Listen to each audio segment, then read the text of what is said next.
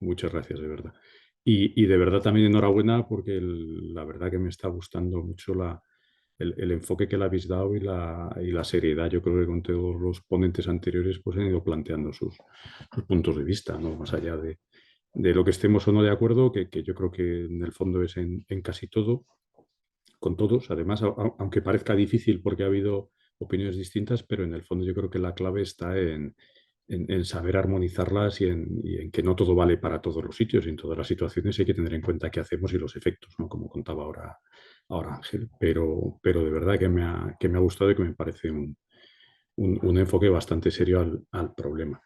El, realmente un poco la solución a las dudas que están planteando fue de las primeras cosas que dijo Daniel, ¿no? Pues, está claro, ahí en el mundo hay ecosistemas, el fuego es un factor ecológico, pero que se manifiesta de formas muy diferentes, con efectos muy diferentes según de qué ecosistemas estemos hablando. Y hay ecosistemas en el mundo con determinadas adaptaciones a determinados tipos de fuego y otros que no, o a otros tipos o prácticamente a ninguna, ¿no? Otra cosa, otro debate distinto es que queramos ir a ese tipo de ecosistemas con esa determinada adaptación o queramos otros que para eso, pues bueno, pues para eso somos seres humanos que comemos todos los días, usamos coches y calefacciones, no simplemente para ver lo que hay. El, voy a saltarme un montón de diapositivas porque como ya me he advertido, José, tengo muchísimas. Bueno, yo creo que esto ya lo tenemos un poco del marco en lo que estamos hablando. Sí, a mí sí que me gusta siempre cuando hablamos de paisajes, que estaba en el título de la jornada, decir, bueno, un paisaje, hay muchas cosas que no se nos deben olvidar cuando trabajamos con paisajes, ¿no? Siempre nos fijamos mucho en la cobertura vegetal, que es lo que tendemos a hablar. Dentro de la cobertura vegetal, a su vez, hay muchos atributos diferentes, de talla, de especie. Siempre hablamos de especies, pero hay muchísimas más cosas relevantes: la distribución espacial, la estructura vertical, el, las tallas, las edades, muchas cosas. Pero sobre todo en un paisaje, además de la geomorfología, también hay elementos de origen humano. Y sobre todo hay un uso humano, en mayor o menor medida, de ese paisaje que lo ha configurado, ¿no? Esto, al final, hablar de paisaje y no de paisanaje, pues es imposible. Y por mucho que estemos en un espacio protegido, pues siempre hay que tener en cuenta que normalmente espacios vírgenes no tenemos y en todo lo que gestionamos en mayor o menor medida, pues hay una influencia humana relevante que forma parte de un sustrato que hay que considerar también porque está pesando sobre la ecología de ese paisaje, hay que considerar también a la hora de tomar decisiones. Esto, por ejemplo, puede ser un paisaje de alta montaña muy, muy bonito, muy, muy intocado. Esto es en el puerto de San Isidro, entre León y Asturias, en la parte leonesa. Bueno, pues la ciencia lo que nos dice es que es un paisaje absolutamente y radicalmente transformado por las actividades humanas, sobre todo en los últimos 2000 años, y fundamentalmente de la mano del fuego. Es decir, si no tuviéramos aquí, no el fuego en genérico, sino el fuego motivado por el hombre y asociado a las actividades humanas, lo que veríamos aquí sería algo muy diferente, con muy pocos espacios abiertos y con una enorme masa fundamentalmente de pinares y de abedulares de montaña, igual que el Pinar del Illo, que está a escasos 2 kilómetros de aquí y que por circunstancias históricas no ha sufrido esta suerte, sino otra, ¿no? Eh, por suerte, en este caso, tenemos... es que lo tengo después. Cuando hablamos de resiliencia, también, que estaba en el título, tenemos que pensar un poco qué queremos. Es decir, más o menos en la cabeza todos, está muy de moda también hablar de resiliencia. Bueno, pues el proceso de adaptarse a la adversidad, que es lo que dice la RAE en un sentido genérico, la capacidad de adaptación, etcétera. Pero luego eso llevado a qué queremos realmente tiene más problemática, ¿no? ¿Qué queremos? Un paisaje que experimente el cambio pero que se mantenga igual. Si hablamos de incendios, entonces lo que queremos son pastizales en todos los sitios porque es lo único que es capaz de que a nuestros ojos va a permanecer igual totalmente después de un incendio si lo quemamos todos los años, ¿no? Un paisaje que tenga capacidad de adaptarse a los cambios, pero modificándose. Un paisaje que se pueda recuperar tras el cambio, pero que se transforme en otro mientras tanto o no, ¿no? Y, y qué queremos o qué podemos cambiar o mantener. Si queremos un paisaje como decía un medio Ángel, pues totalmente resiliente en Arajonay, pues a lo mejor lo que no queremos es que haya laurisilva. Lo que queremos es, si queremos un paisaje resiliente a una frecuencia de incendios muy elevada, pues lo que no queremos es que haya laurisilva y queremos otra cosa, ¿no? Esto es un ejemplo, bueno, que queremos hayedos o brezales. Esto es un hayedo en la cordillera Cantábrica quemado y sustituido por un brezal. Si queremos que esto aguante los incendios y los cambios derivados de los regímenes de incendio, pues lo que queremos es un brezal, no un hayedo. Si tenemos un hayedo, pues esto no es nada resiliente a los incendios, pero tampoco es nada combustible. Es una estructura muy socialmente avanzada y muy poco combustible. Aquí es donde tenemos que ver las diferencias, pues, entre ecosistemas más húmedos, menos húmedos, que tienen unas potencialidades u otras. Y tampoco entiendo que lo que queremos es esto, que también es un paisaje muy resiliente a los incendios. Esto es Extremadura, la Siberia extremeña, no hace tanto tiempo, porque ya existían fotografías. Y bueno, pues un paisaje que se mantenía con unas cargas de manejo del territorio bestiales asociadas a unos regímenes de pobreza también bestiales. Entiendo que tampoco queremos esto en ningún sitio, entre otras cosas porque no nos gustaría vivir como vivía esta gente. El, ¿Qué tiene que ver el fuego con todo esto? Bueno, pues el fuego siempre está ahí, siempre hablamos que el fuego es un factor ecológico, que es verdad, pero bueno, el que algo sea un factor ecológico en sí no es ni bueno ni malo. Pues es un factor ecológico, pero no creo que a nadie le gustaría quemarse vivo, ni que se le quemara su casa, ni que se le quemara su medio de vida, por mucho que sea un factor ecológico. Lo que está claro es que el fuego ha modelado nuestros paisajes, unos más y otros menos, unos de una forma más natural y otros de una forma más antrópica. En la península ibérica prácticamente nada de forma natural, porque llevamos interviniendo con el fuego y con el medio desde hace cientos de miles de años, no es de ayer. Hemos eliminado especies, hemos cambiado estructuras, hemos extinguido animales que intervenían también en el comportamiento de la vegetación y en su reacción al fuego. Bueno, es todo más complejo y no debemos caer en idealizar nada, ¿no? Tenemos diferencias ecológicas muy marcadas entre los dominios alpino, atlántico, mediterráneo y macaronésico, y luego, si bajamos el talle, pues también las tenemos, y también tenemos diferencias socioculturales en el manejo del fuego. Tenemos sitios donde se usa el fuego y la población local sigue usando el fuego de una forma habitual, recurrente para el manejo del territorio, y otros pues donde eso no y no es un problema. Cuando hablamos de los efectos del fuego, si es que decir fuego es no decir nada. Es un fuego concreto, un régimen concreto, una frecuencia, en qué estación, la dirección, la intensidad, la velocidad, la cobertura vegetal previa, las edades, la estructura, su estado fisiológico. Dependiendo de todas estas cosas, el efecto del fuego, que es lo que nos debe importar, pues va a ser uno o va a ser otro totalmente distinto. ¿Qué tiene que ver el fuego con el cambio climático relacionándolo con el título? Bueno, pues está claro que el cambio climático está teniendo efectos en los regímenes de incendio.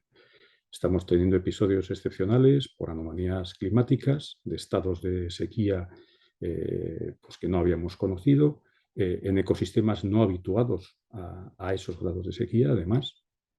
Pero también estamos teniendo anomalías meteorológicas del día con tormentas secas, con inestabilidad atmosférica en las capas altas que genera comportamientos del fuego más virulento, y estamos a la vez experimentando una variación en los combustibles vegetales que nos está llevando pues, a tener formaciones más combustibles de las que teníamos antes. Aparte, luego, los incendios retroalimentan el cambio, los grandes incendios retroalimentan el cambio climático en cuanto a emisiones, reducción de los bosques, etcétera, etcétera. Esto es un diagrama polínico, no solo polínico, sino polínico, antracológico. Es el estudio más completo que se ha hecho ahora mismo en España en cuanto a paleoecología, en cuanto a interpretación de un montón de variables recogidas en un entorno determinado. Es decir, no solo analizando el polen, sino analizando también partículas carbonosas, analizando partículas microcarbonosas, que son un indicador de la frecuencia de incendios, analizando esporas de hongos coprófilos, que son indicadores de las actividades ganaderas. Esto es exactamente del mismo sitio donde os he puesto la foto anteriormente, cerca del puerto de San Isidro. Y lo que vemos es, esto es solo los últimos 2000 años, solo los últimos 2000 años, periodo histórico, y lo que vemos es una pérdida total de los bosques de pino silvestre que cubrían la zona, la franja verde de abajo, a partir de los últimos 1000 años. Un proceso absolutamente histórico. Nada climático, nada ecológico, ni una sucesión de frondosas, ni nada. Un proceso histórico donde empezamos a quemar con todas nuestras ganas, como refleja la línea roja de arriba, que es la que marca los incendios, y luego empezamos a meter ganado también, además de cultivo de cereal, con todas nuestras ganas, con un primero empuje hacia el año 900, cuando hay una sobrepoblación en la cordillera cantábrica por la emigración de todas las gentes del sur ante el avance musulmán, y luego con la consolidación de la Mesta en los siglos posteriores. Y lo que conseguimos es crear unos ecosistemas que prácticamente no existían, como son los brezales, y sustituir la vegetación que había.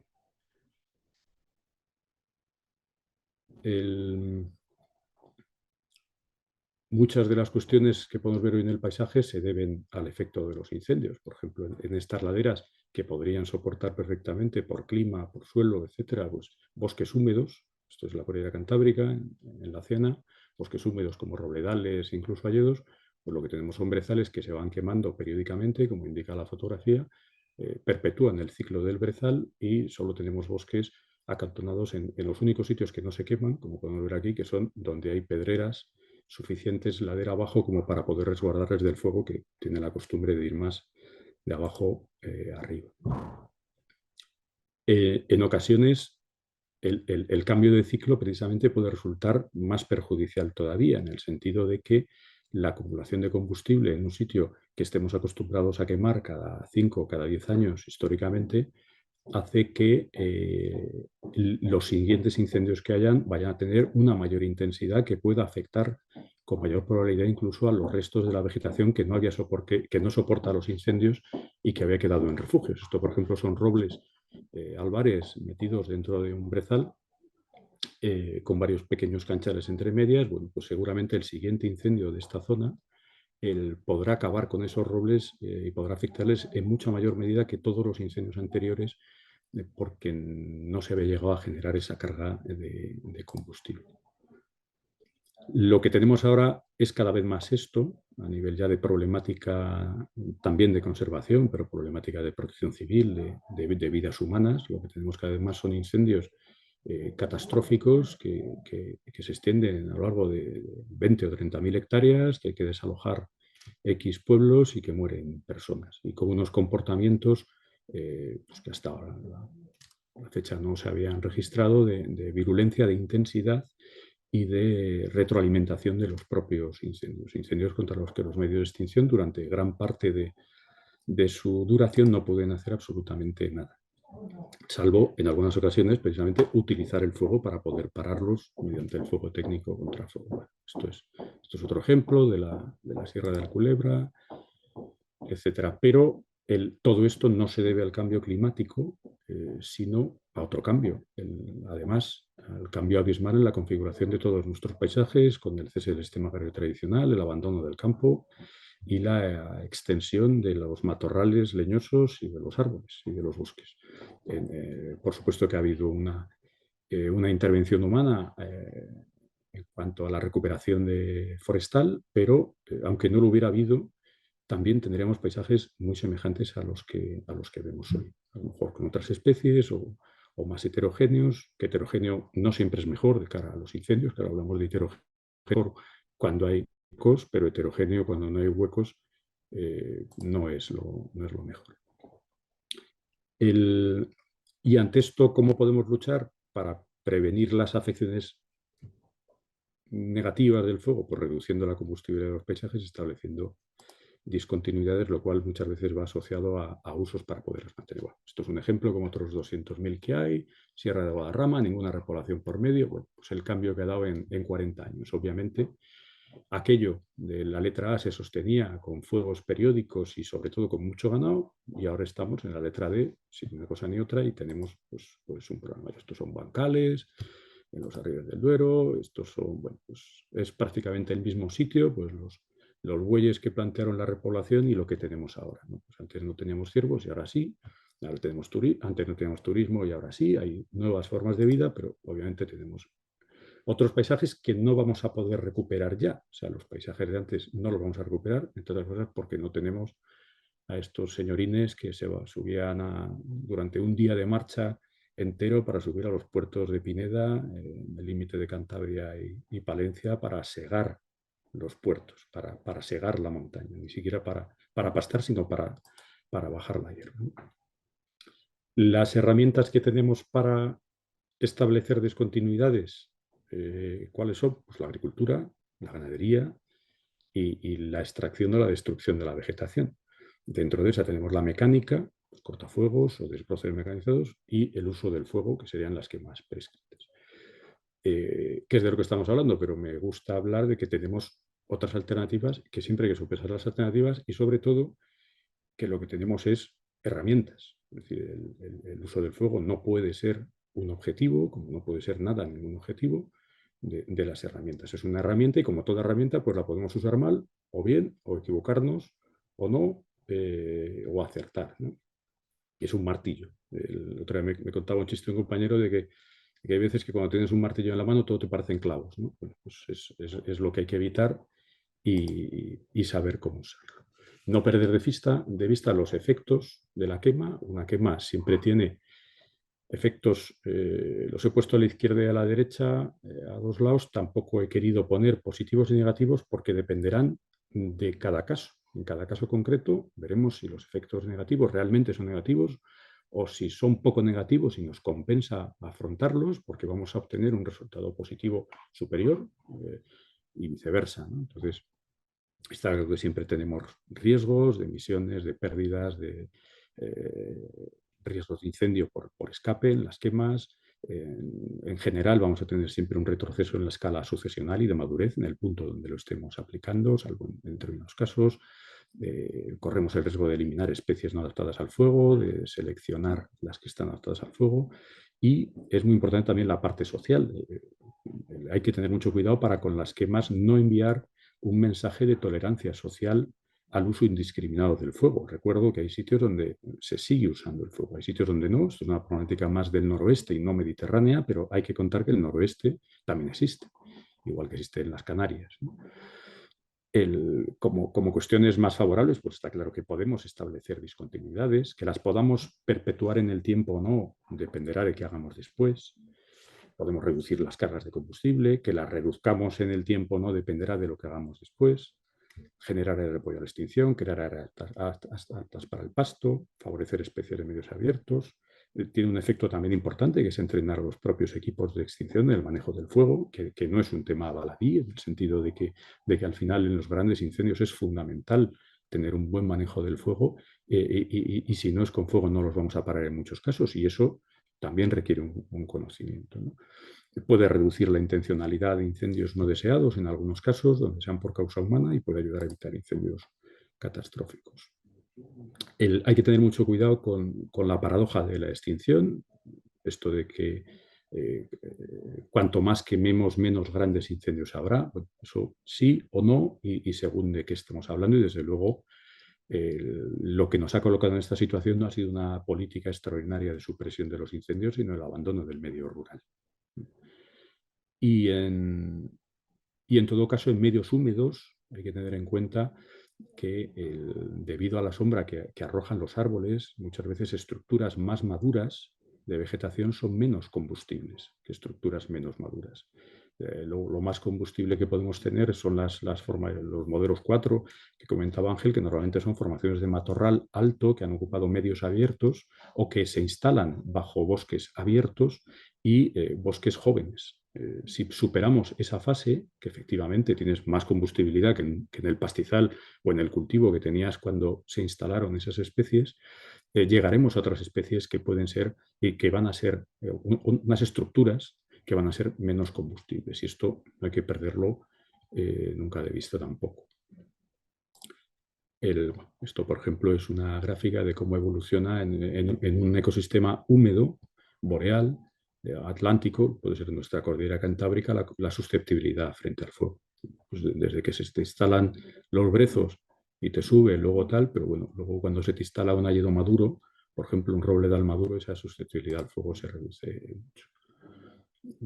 En este tipo de zonas, cuanto más incendio tengamos, más vamos a mantener formaciones ligadas al fuego que van a arder mejor y que van a ser más combustibles. Otra cosa es que establezcamos puntos estratégicos, áreas que concretas, donde nos interese mantener ese esfuerzo repetido a través de quemas para salvaguardar estas otras áreas y evitar que el fuego entre. Pero es una labor más de puntos estratégicos de gestión y una labor general en el territorio.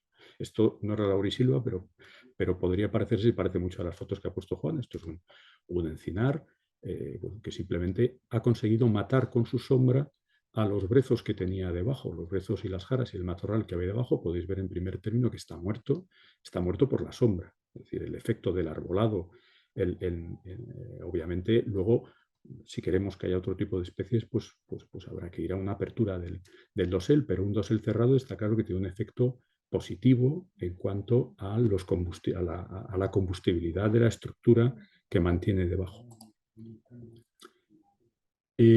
¿Cómo acotar estos efectos negativos de las quemas? Pues más o menos está claro pensando. Pues pensando aplicando el sentido común, hay que analizar el contexto del problema, establecer los objetivos, sopesar alternativas, los pros y los contras, evaluar qué va a pasar el día después, por supuesto encajar con la normativa, establecer una prescripción siempre para las quemas y aplicar un adecuado seguimiento. Esto simplemente, la problemática de incendios en España, como veis, hay como 3, 4 grandes áreas en función de la causalidad.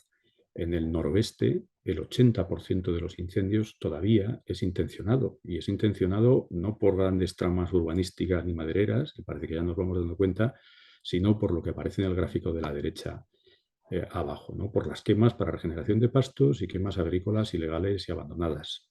Podemos poner un nombre u otro y no se trata de señalar culpables, pero está claro que en estas zonas hay un manejo, un hábito de manejo del incendio por parte de la población rural que hay que tener en cuenta. Eso no significa que sean responsables de todos los incendios ni de los catástrofes ni nada, no se trata de culpabilizar, pero son números. Luego a lo mejor el mayor incendio que tenemos es de un radio, como de hecho ha sucedido, ¿no?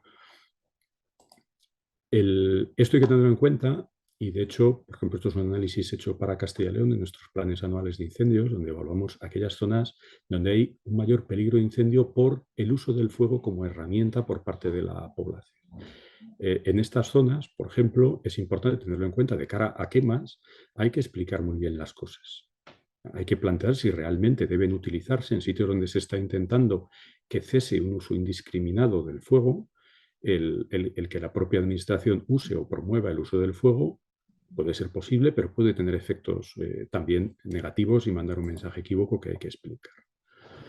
En Castilla y León, lo que estamos intentando es atender a estas diferentes realidades. Llevamos hecho un esfuerzo enorme con cerca de 80.000 hectáreas en desbroces mecanizados a través de planes silvopastorales que integran a los propios ganaderos y aseguran que esas áreas van a quedar luego despejadas por el uso ganadero, donde hay opciones para recuperar el uso ganadero o para establecer discontinuidades de pastizales a través de desbrozes mecanizados.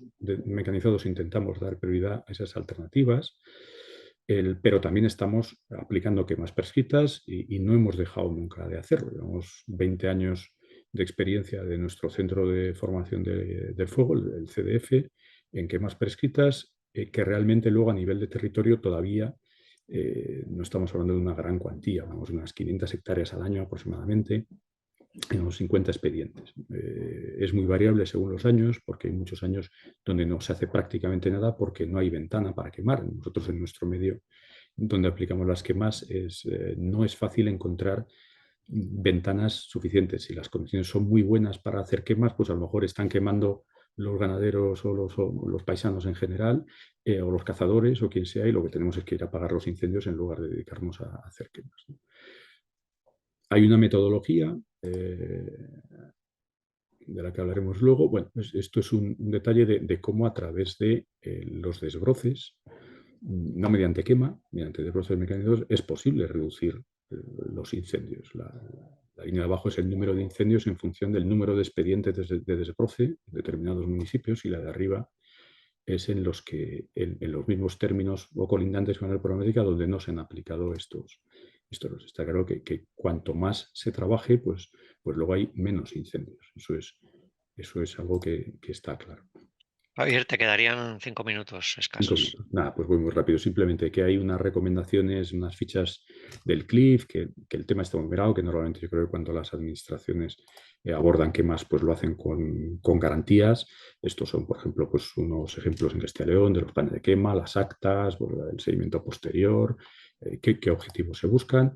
Simplemente hablar de alternativas. Estos son alternativas para establecer discontinuidades y proteger bosques de incendios mediante desbroces mecanizados y uso de herbívoros. Esto al mismo tiempo puede incrementar el valor de los pastos y las áreas ocupadas por áreas abiertas y recuperar hábitats de pastizal y los beneficios para especies ligadas a medios abiertos. Esto, por ejemplo, pues es un caso típico de un área, esto antes eran cortafuegos de capado, pues se ha transformado mediante desbroce y uso de ganado en un cortafuegos. Se podía haber hecho mediante una quema, pero hemos preferido en este caso pues, aplicar desbroces.